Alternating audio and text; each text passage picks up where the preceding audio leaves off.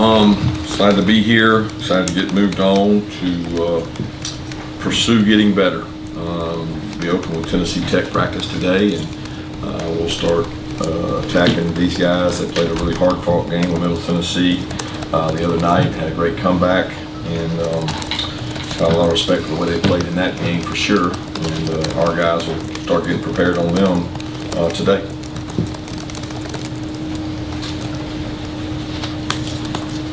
Yeah, Coach.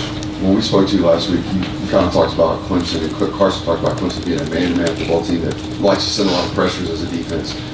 When that's the identity of a football team, they come out playing a lot of zone coverage to start the football game. I'm curious how you guys adjusted as a staff, and did that kind of catch you by surprise? Not necessarily. They've been a pressure team, but they're not necessarily man-to-man pressure. They play a lot of forms of pressure, very similar to what we do in terms of zone, sims, and two traps mixed in with some man-to-man. And they probably played a lot of more single-high man and zone than they have in the past to load up on the run. But I wouldn't say anything our offense gets surprises us because we have a huge volume of defense. So they typically get exposed to a lot of defensive structures. But that's neither here nor there. You can do a lot and be no good at it, or you can do a lot and try to be good at it. It's a lot more about the players. Kirby, you were talking about the green dot helmet philosophy on defense. It's not necessarily the single color. Can you share who wore the green dot and expound on that? Will it be the same every week, or is that something that could change from week to week? I hadn't really thought about it. I mean, we share who uses it every day in practice. I'll be honest with you, I don't even know. I mean, CJ had it some, Smile had it some, Raylan might have had it some. We have two helmets, so it depends on which pairing of players are in. We have other players that have green dot helmets in case they have to play a position that they're not normally playing. And we had a couple situations like that Saturday that we thought might happen with injuries, so we had other guys ready and prepared to use the green dot. But as far as I know, we just had the linebackers using it.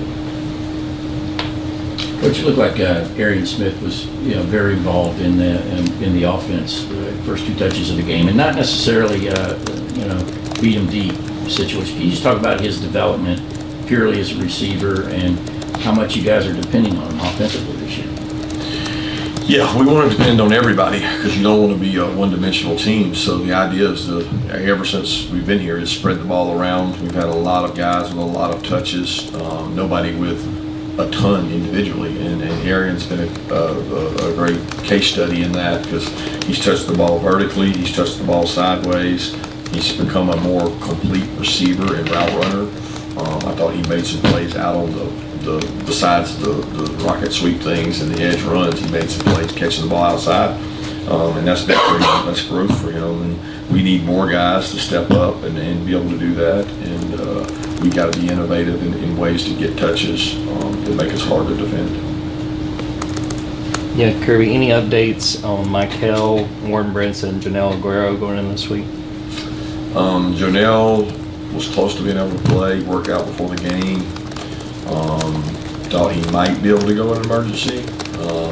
I don't really know today anymore. We just had a walk through. He walked through, and hoping he'll be able to go this week. Warren got a little bit of an ankle/contusion. Wasn't able to go. We're hopeful he's able to go. Michael has an ankle sprain. It's a grade 2, but it's stable. He'll be week to week. Probably questionable this week, but not going to be a long-term ankle, and we'll see.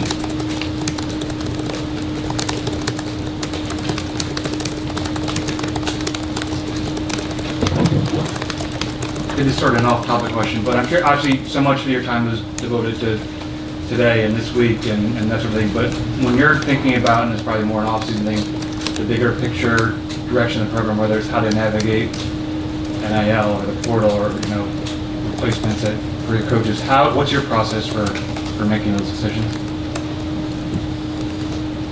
All of them? Maybe let's pick out the NIL, I guess. Talk us through, what was that like? How do you come to a decision? Here's how we want to do this. Just organizational conglomeration of information. I mean, I can't answer that question. I'm very process detail oriented. We have a way we go about things. We talk about it. We visit with others. We brainstorm. We do what any good business would do, and we try to make the best decision. But I mean, when it comes to NIL, it's what can we raise? What do we have? What do we have available? What's the best value, and what kids fit our culture, and who's going to be unselfish and come here and play for the University of Georgia and not just for the money. There's a lot of things that go into that decision, and those other decisions you talked about, there's a ton, especially in the offseason. Coach, now that you've had time to watch the tape, what were your thoughts on how Jared Wilson fared? I knock on wood, I don't think we had an errant snap, and that was something that was really important. We chart his snaps every day, and he's been about 95, 96% snap accuracy, and that's something that you can't afford to have. It's got to be 100, and I thought he did a good job of doing that in the game. I think if you asked Jared, there's some things that he should have done better, he could have done better, and he didn't play his best football game. But like I tell kids all the time, if you miss time in training camp, it tends to show in the first game, and he missed some time. He did some really good things, some really athletic things, and then he had a couple of plays that he didn't make. And I think he was the first guy that came up to me walking off the field and said he screwed up a couple of plays, but that's football. Yeah, what does it say about London Humphrey's abilities to come in and make those big third down catches after just transferring into the program this offseason and even coming in for relief for Dylan Bell on Saturday? Yeah, it's great. He does a good job. He's probably more relief for Arian, and he did a good job. He's got SEC experience. I think that's what the portal provides you, to go get a guy that's been successful and played well in our conference, and he's done that. He's proven himself as a guy that can make plays, and he was ready when his number was called. And we talk about it all the time. Your opportunity's coming. Are you going to seize the moment? When the moment jumps in front of you, he did that. Kirby, after reviewing the film, what were your impressions of Malachi when he played the star, and what kind of flexibility does that give you in personnel when he's able to play there? He did a nice job when he played the star, especially for a guy that didn't rep there but last week a few times. I mean, he didn't get any reps in camp there, so he did a good job jumping in and filling that role. Flexibility, it just depends on the depth at other positions. I mean, Malachi can be our best player at 5 positions, so it's more a matter of what's around him and what's healthy, working, and what we're going to do defensively. Like he plays a role at safety, he plays a role at strong safety, he plays a role at the star, so he does a tremendous job. It gives us some depth, but I'd rather not have to be relying on the depth and rely on the guys that practiced all camp. Coach, you said after the game, as far as Jalen goes, that coaches have had to get, uncomfortable in using him on the field. I just wonder, how many guys have you been around in your career who can go inside out like that with the ability that Jalen has, and what is it about that skill that makes him able to do that successfully? Well, we're unique in our defense. I shouldn't say unique. I don't know how many others do what we do defensively, because I'm not in their programs. So we're very different in regards to what NFL scouts and personnel tell us, that we still train, outside backers to be Sam outside linebackers, and learned a long time ago that you need to develop 2 skill sets, because the game has changed and evolved to be more spread oriented. So these guys that played outside linebacker against a 2-back eye set, they weren't finding homes. They might have a home in the NFL, they didn't have a home in college. And we make promises that we're going to develop you in multiple ways. I mean, going back to Natrez Patrick, he could play into the linebacker, and he could also play inside backer, and he was used to rush and do things here. Lorenzo was that way. Quay Walker started as an outside backer and inside backer, and had flexibility. So we think it's part of your growth. We say all the time, you're going to get 98% of your football reps in practice, so why not experiment and grow? And that 2% you get to play in the game, you get to show off all these things you learned. And then when the next level comes calling, they've seen you do multiple things, and it's really important to them that you can still play into the linebacker, because their style of football still has some traditional nature to it, as opposed to college is very different now. So I'm very proud of Jalen, because he's had to really grow and get uncomfortable at inside backer. He's more natural at his outside backer position. Kirby, what were your impressions of KJ in his first game? KJ's very confident. He's played more football than most seniors. He's been playing since he was 6 years old in the heart of Atlanta, in one of the toughest leagues there is to play football, and he's played up against older kids all his life. He's extremely athletic. The moment's not too big for KJ. He's very gifted athletically, but he also has great football instincts and intuition. He's been coached by his father, and he's tough. And, so I think that gives him a leg up on other guys coming in, because he's just been playing football so long. Yeah, having a chance to review the tape, what'd you see out of Damon Wilson in his first game against Clemson?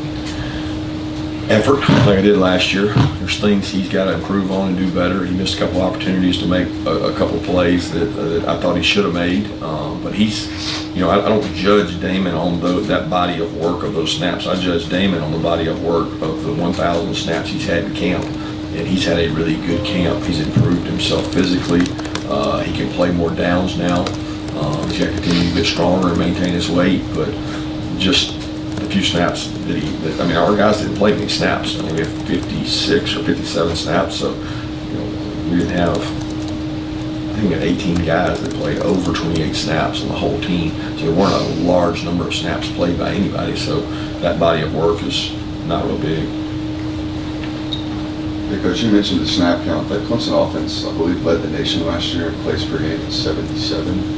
What was the key to limiting their amount of touches in football, and were you surprised they huddled as much as they did? I really don't know what their decisions are for their offense. It's when you stop people on third down and you're hard to run the ball on, you're not going to have a lot of snaps. And we were fortunate to get off the field on some third downs. They were also unfortunate. They had a couple of drops early that would have gotten them rolling. So it is what it is. As far as the snap count numbers, I think people with the headsets, you may end up with less plays than normal because of people wanting to wait and talk. Coach, you mentioned Arian's improvement, and he talks about in fall camp just becoming more consistent. I know it's only one game, but how have you seen him prioritize that? Oh, Arian works. There's no harder worker on our team than Arian Smith. He's a product of a really tough physical program, and he'll tell you today, he stands in front of the team and he is just completely different person. He had never had to practice and strain like he does here, and he has made decisions that he wants to be really good, so he works really hard at it. There's not a play that I can find where Arian doesn't run hard to the ball or try to block somebody and do something extra. And it's that way on special teams. He made a huge special teams play in the game, and continues to improve by doing those things.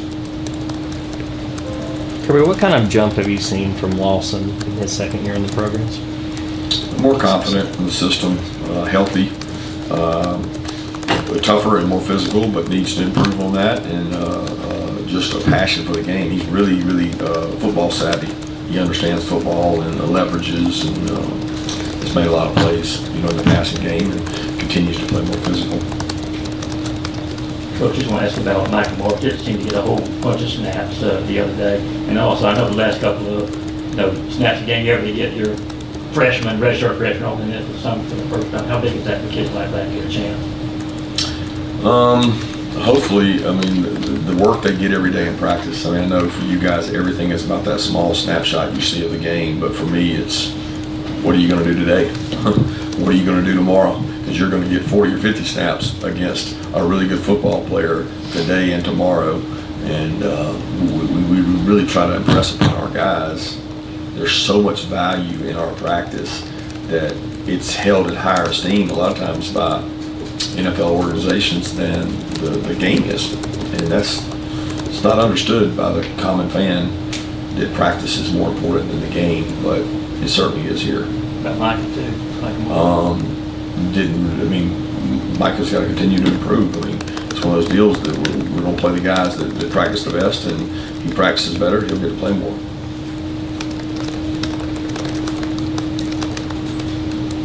Kirby, can you comment on Anthony Evans? And I'd agree about practice, so hoping maybe we'll get some availability for practice this week. Keep hoping. What? About Anthony Evans on the punt returns, the importance that he had with. I thought he did a great job of fielding the ball. The ball hits the ground and it bounces. And I watch all these games in college games where the ball bounces in 20 and 30 yards field position. It's getting flipped. You know, it takes a lot of confidence to go and judge the ball, especially in that dome. And there were some strange punts. There were some balls doing some crazy spin as a left-footed punter. So, you know, one of the wins of the game for us was not letting the ball hit the ground and bounce. He did once, and it went in the end zone, which was a judgment call by him. So I was very pleased with what he was able to do in terms of punt return. 2 questions for you, Kirby. One, after Mike Vogel was done after the game, being able to talk to Carson, what was the review of the whole headset thing? Did he like it? Could Carson hear? The other one is week 1 to week 2. What do you want to see as the biggest improvement on your football team? I can't pick one thing on improvement. I mean, there's so many things that we got to do better. I mean, all of it. I mean, there's just a lot there that we want to improve on, and you know, some of what you're doing is dictated by who you play. And people just think it's a stat game. It's not a stat game. It's who you're lining up across from, and how good is that football player? Because that does dictate things, the matchups. In terms of Carson and Mike, I mean, we've done it every day for 32 practices. So it wasn't any different than the 32 practices that we did. It just shuts off at 15. You talk before it. It wasn't any different than our scrimmages. It was exactly like we practiced, and we've had probably 60 walkthroughs. So between the walkthroughs and the games, we've got some form of communication. Walkthroughs, it can't be a helmet, so it's a earpiece, but he's heard it all. Coach, just from your perspective and your philosophy over the time here, going from game to game, where have you seen the growth among your players in that focus and mentality when you're going from opponent to opponent, no matter where they play or who they are? Yeah, I don't know that I have this year because we haven't done it. You know, like every team's different in terms of, and over time they change. Like I can't compare 2018 to 2020 to 2022 because the teams are different. The maturity level, the experience level. It does seem that every year we get younger. So every year it's a greater burden and challenge on the older players to set the standard and hold people to how we go about our preparation and putting a game behind us and moving on to the next one. But it's the same for the coaches, and we don't change how we go week to week. We have a protocol, we have a checklist, and we follow that. Have time for one more question if anyone has one. All right, thank you, Coach. Thanks.